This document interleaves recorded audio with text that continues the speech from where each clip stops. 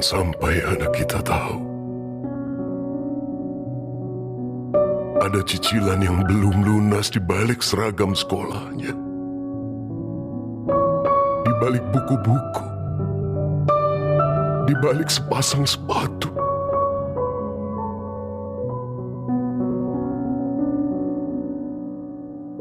Ada sepeda motor yang tergadai.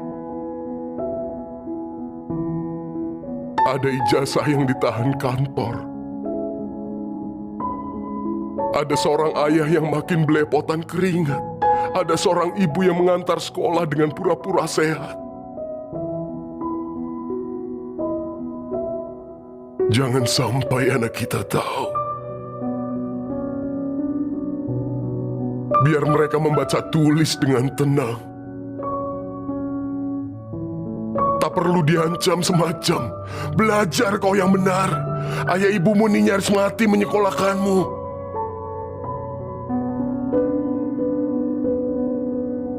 Belajar biar sukses. Biar tidak miskin seperti ayah ibu. Jangan pernah ucapkan itu.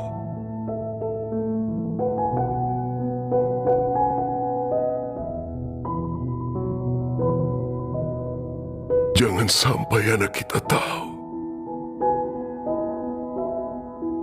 Jika kita pun